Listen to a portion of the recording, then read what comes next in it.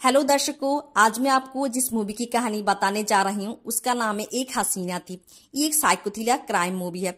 Movie की कहानी की शुरुआत में सारिका नाम की एक लड़की को दिखाया जाती है जो मुंबई में एक फ्लैट में अकेली रहती है और एक ट्रैवल एजेंसी में काम करती है।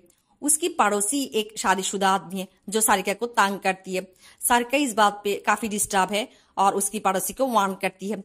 एक दिन जब वो ऑफिस में काम कर रही थी तो करण नाम की एक लड़का आती है फ्लैट की डिटेल जानने के लिए।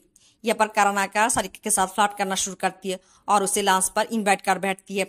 सारिका गुस्सा होकर मना करती है और करण चली जाती है। फिर से एक ग्रोसरी सुपर शॉप में उन दोनों की देखा होती है। करण सारिका से बात करना चाहती है बट सारिका करण पर कोई ध्यान नहीं देती। लेकिन जब दुकान से निकलते समय सारिका की पर्स चोरी हो जाती है तो करण दौड़कर चोर को पकड़ लेती है और पर्स को ले आती है। सारिका उसे थैंक्स कहती है।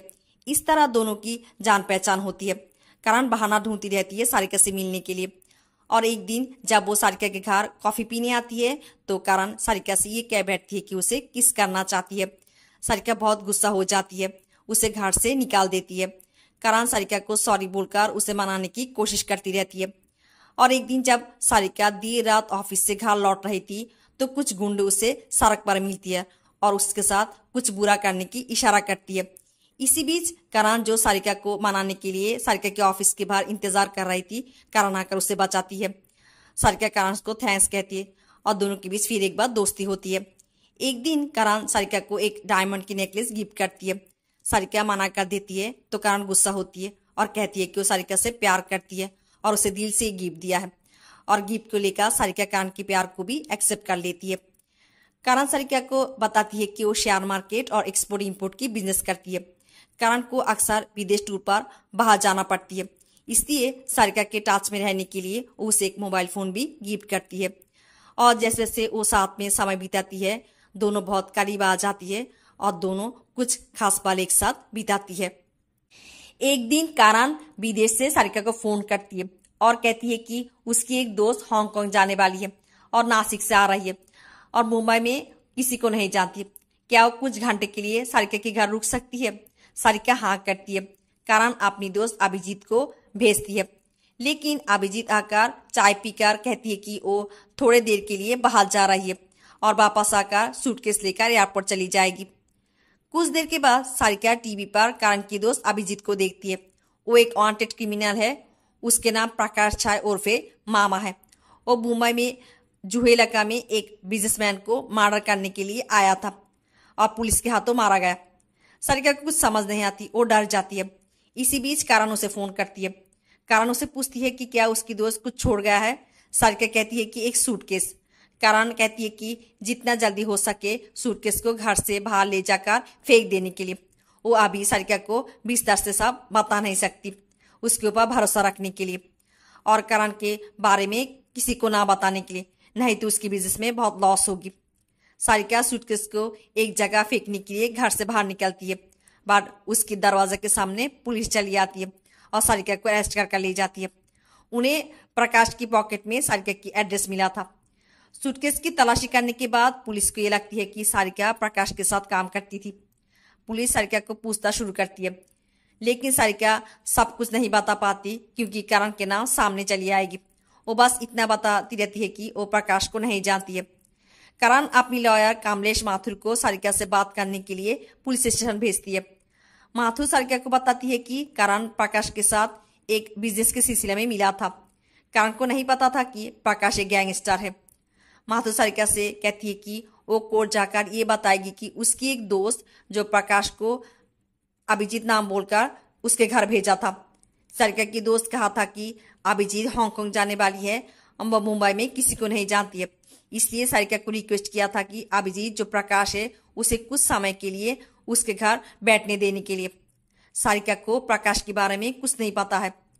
माथुर ये भी कहती है कि वो सारिका को 2 घंटे के अंदर कोर्ट से बेल कर ले आएगी। लेकिन कोर्ट में सरकारी लॉयर बताती है कि सारिका के घर से महंगी नेकलेस, मोबाइल फोन और परफ्यूम मिला है।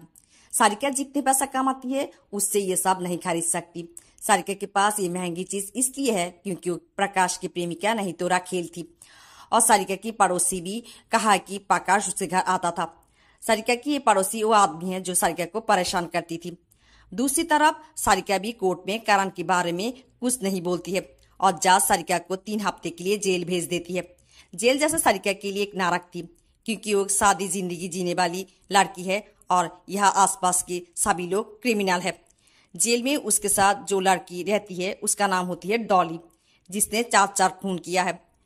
सारिका चूहों से बहुत डरती है और यहाँ आसपास बहुत चूहे होती है। सारिका डर के मारे कांपती रहती है। सब ये देखकर हंसती है। सारिका की माता पिता उससे मिलने आती है, लेकिन भीड़ की वजह से सारिका से अच्छे से बात नहीं कर पाती। जेल में भानु नाम की एक गुंडी लड़की सारिका को तंग करना चाहती है। तब प्रेमिला नाम की और एक कैदी भानु को सारिका से पंगा ना लेने की डांटती है। सारिका प्रेमिला को अपने साथ हुआ सारी घटना बताती है। बाद में सारिका डॉली से जान पाती है कि प्रेमिला की पति एक गैंगस्टर थी। उसके दुश्मनों ने उसे मार डालती है और प्रेमिला उन्हें मारकर अब जेल से अपनी गैंग चलाती है। करण जुगाड़ लगाकर सारिका से मिलने आती है। सारिका उसे देखकर रो पड़ती है। करण उसे समझाती है कि वो सारिका को जेल से बाहर निकालने के लिए पूरी कोशिश कर रही है। वो सारिका को रिक्वेस्ट करती है कि वो करण के नाम कहीं पर ना बताने के लिए, क्योंकि इससे उसकी बहुत नुकसान होगी। इस तरह वो सारिका को समझा लेती है। जब सारिका प्रेमिला को ये सब बताती है, प्रेमिला कहती है कि करण किस तरह की मर्द है, खुद को बचाने के लिए सारिका को जेल पे छोड़ दिया है। सारिका कहती है कि ऐसा नहीं है, करण पूरी कोशिश कर रही है, उसे 1-2 दिन के अंदर जेल से बाहर निकाल लेगी। कहानी में ट्विस्ट तब आती है जब ये सामने आती है कि करण एक गैंगस्टर है। वो अंडरवर्ल्ड के लिए काम करती है। करण की लॉयर उसे बताती है कि सारिका के माता पिता सारिका की बेल कराने के लिए अदालत की चक्कर काट रही है। अगर सारिका करण के नाम बता देती है तो करण फंस सकती है। करण कहती है कि अगर सारिका खुद सब कुछ कबूल कर ले तो अब करण के लॉयर को हम सारिका के साथ फिर एक बार देखते हैं। वो सारिका को समझाती है कि सारे सबूत सारिका के खिलाफ है, इसलिए अगर सारिका कोर्ट जाकर ये कबूल कर लेती है कि वो प्रकाश के साथ काम करती थी तो कोर्ट में जज नरम दिल की इंसान है और करण के साथ उनकी बात भी हुआ है। जज सारिका के हालात को देखते हुए सारिका की पिछले कोई क्राइम रिकॉर्ड भी नहीं है, उसे 15-20 दिन के लिए सजा सुनाएगी। सारिका ऐसे ही करती है, वो कोर्ट जाकर सारी गुनाह कबूल कर लेती है, लेकिन आगे जो होती है उससे सारिका की पैरों तले जमीन हिल जाती है। जज कहती है कि सारिका एक पढ़ी लिखी लड़की है और वो जानबूझकर ऐसे कामों में शामिल थी, इसलिए उनको सारिका से कोई हमदर्दी नहीं है। वो सारिका को 7 साल की सजा सुनाती है। जब पुलिस सारिका को ले जा रही थी तो माथुर को बुलाती रहती है। माथुर कोर्ट से निकल जाती है क्योंकि वो और करण तो यही चाहती थी। जेल में प्रेमिला सारिका को कहती है कि करण अंडरवर्ल्ड के साथ काम करती है। अगर सारिका उसके नाम अदालत में बता देती तो फंस जाती। करण खुद को बचाने के लिए उसे फंसाया है। करण सारिका से फिर से मिलने आती है और सारिका से मीठी मीठी बातें करती है, लेकिन सारिका को अब करण की सच्चाई पता है, बट करण को ये बात नहीं दिखाती है। करण की धोखे और उसके साथ हुआ ये सारी बातें सारिका में बदलाव ले आती है। सारिका अपने बाल छुट्टी कर लेती है, उन चूहों को पीट पीट कर मारती है जिससे वो सबसे ज्यादा डरती थी। वो एक अलग सी सारिका बन जाती है। करण जो कोई भी उसे इस हालत में ले आई है उन लोगों को सजा देने की कस्में खाती है। इसी बीच सारिका के पास खबर आती है कि उसकी पिता मर चुकी है। सारिका को दुख तो बहुत होती है, लेकिन उसके आंखों से एक भी आंसू नहीं निकलती है। वो खुद को इतना कठोर बना लेती है। एक दिन जब जेल की गुंडी लड़की भन्नो सारिका को परेशान करने आती है, तब सारिका उसे बुरी तरह से पीटती है और उसकी सारी गुंडागिरी बाहर कर देती है। ये सब देखकर प्रेमिला सारिका को कहती है कि करण की धोखे सारिका को काफी मजबूत बना दिया है। वो जेल में अब 7 साल आसानी से काट पाएगी। सारिका कहती है कि वो जेल में नहीं रहना चाहती।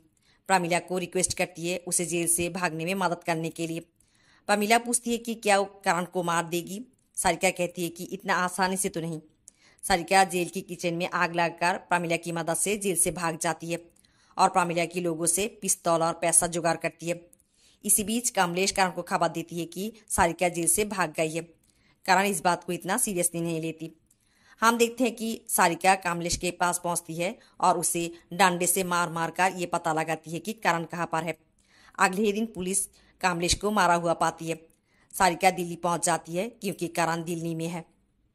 सारिका उसी होटल में पहुंच जाती है जहां करण रुका है। करण की कमरे की ठीक सामने वाला कमरा किराए पर लेती है और करण पर नजर रखना शुरू कर देती है। वो करण को उसकी गर्लफ्रेंड के साथ देखती है। इसी बीच पुलिस सारिका की मां की फोन ट्रेस करती है। जब सारिका अपनी मां को प्रीपेड फोन से फोन करती है, पुलिस को पता लग जाती है कि सारिका दिल्ली में है और पुलिस दिल्ली होटल पहुंच जाती है, लेकिन उन्हें सारिका कमरे में नहीं मिलती।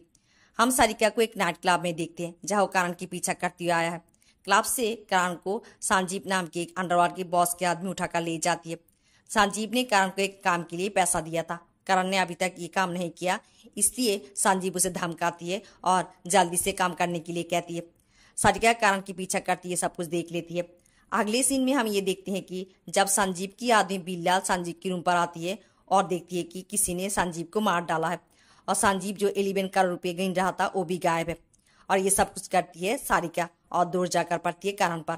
उधर पुलिस ऑफिसर मालती होटल की लॉबी में सारिका की इंतजार कर रही थी। सारिका होटल आती है और लिफ्ट से मालती को देख लेती है और भाग जाती है। संजीव की बड़े बा, जिसे सब भाई साहब बुलाती है, वो करण को पकड़ने के लिए अपने आदमियों को भेजती है। करण के साथ भाई साहब के आदमियों की लड़ाई होती है, जिसमें करण तो बच जाती है, लेकिन उसकी गर्लफ्रेंड को गोली लगती है और वो मार जाती है। अब करण भाई साहब के आदमियों से भागती रहती है और अपनी जान पहचान वालों को फोन कर कर बताती रहती है कि वो संजीव की खून नहीं किया है, ये बात भाई साहब को बताने के लिए। एक दिन सारिका के साथ करण के एक शॉपिंग मॉल में देखा हो जाती है। सारिका करण को देखकर हैरान होने की नाटक करती है, कहती है कि वो जेल से भाग गई है, अब दिल्ली में है। वो करण को बहुत तलाश किया। ये दिखाती है कि अभी भी वो करण को प्यार करती है। दूसरी तरफ करण सारिका को झूठी कहानी सुनाती है कि सारिका के केस पर काम करते करते वो भी अंडरवर्ल्ड में शामिल हो गई है, अब किसी ने उसे मर्डर केस में फंसा दिया है। सारिका करण के साथ एक्टिंग करती रहती है। करण सारिका के साथ संजीव की पार्टनर बिल्लाल के पास आती है। करण को लगती है कि बिल्लाल ने संजीव को मारकर 11 करोड़ रुपए छुपा दिया है और इसकी इल्जाम करण पर लगाई है। करण बिल्लाल को पिस्तौल दिखाती है और पूछती है कि पैसा कहाँ है। बिल्लाल कहती है कि वो नहीं जानती। एक समय बिल्लाल करण को गोली मारने की कोशिश करती है। करण उसे गोली मार देती है, वो मार जाती है। उसी समय पुलिस वहां आ जाती है। सारिका वहां से भागने में कामयाब हो जाती है, लेकिन करण को पुलिस पकड़ लेती है। पुलिस इंस्पेक्टर मालती करण से पूछती है कि सारिका कहाँ है। करण झूठ कहती है कि उसे नहीं पता। पुलिस इंस्पेक्टर मालती को करण के बारे में पता लग गया है। वो करण से कहती है कि तुम दोनों तो होटल में आमने सामने कमरे में थी ना। और इंस्पेक्टर मालती करण को ये भी बताती है कि सारिका ने कमलेश को मारा है। ये सब सुनकर करण सोचने बढ़ जाती है। इसी बीच संजीव के बड़े भाई साहब के आदमी करण को पकड़ने के लिए वहां पर हमला कर बैठती है, लेकिन करण मौका देकर भाग जाती है। करण 2-2-4 मिलाकर ये समझ जाती है कि सारिका ने करण से बदला लेने के लिए कमलेश और संजीव को मारा है। वो जाकर सारिका को पकड़ लेती है, उसके ऊपर हाथ उठाती है और पूछती है कि पैसा कहाँ है। सारिका कहती है कि उसने जला दिया। करण कहती है कि क्या वो पागल हो गई है, उसने 11 करोड़ रुपए जला दिया। सारिका कहती है कि हाँ, वो पागल हो गई थी। पर जब करण उसके ऊपर बंदूक पकड़ती है, सारिका कहती है कि करण जो भी कहेगी वो करेगी। करण सारिका को भाई साहब के सामने ले जाती है। करण भाई साहब को बताती है कि करण की वजह से सारिका को जेल जाना पड़ा, इसलिए सारिका जेल से भागकर करण से बदला लेने के लिए ये सब किया है। लेकिन सारिका भाई साहब के सामने जोर जोर से रोने लगती है और कहती है कि वो करण से प्यार करती है। वो करण से मिलने होटल आई थी, बट करण ने उसे मारकर और डर दिखाकर खुद को बचाने के लिए उसे ये सारी बात बताने के लिए यहाँ पर ले आया है। सारिका ये भी बताती है कि वो तो संजीव को जानती भी नहीं है, वो उसे क्यों मारेगी। भाई साहब करण के सर पर पिस्तौल रखती है। ठीक उसी समय पुलिस वहां आ जाती है। पुलिस के साथ गोलाबारी होती है, जिसमें भाई साहब मारे जाती है और पुलिस इंस्पेक्टर मालती भी गोलियों से घायल हो जाती है। करण वहां से एक कार लेकर भाग रहा था, लेकिन सारिका पहले से ही करण की कार पे बैठी थी। वो करण के सर पर पिस्तौल रखती है और उसे शहर से दूर एक सुनसान जगह पर ले जाती है। करण को एक गुफा में लाया जाता है। सारिका करण के सर पर चोट लगाकर उसे बेहोश कर देती है और लोहे की जंजीरों में बांध देती है। जब करण को होश आती है तब वो सारिका से उसे जाने देने के लिए कहती है, लेकिन सारिका कहती है कि जेल में बैठकर वो बस ये सोचती थी वो करण को वो दर्द और तकलीफ कैसे दे सकती है जो उसने महसूस किया है, इसलिए उसे इस सुनसान गुफा में ले आया है।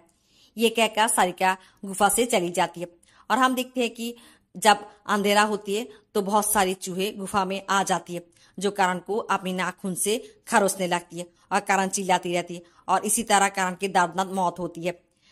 सारिका जाकर इंस्पेक्टर मालती से सरेंडर करती है और 11 करोड़ रुपए लौटा देती है।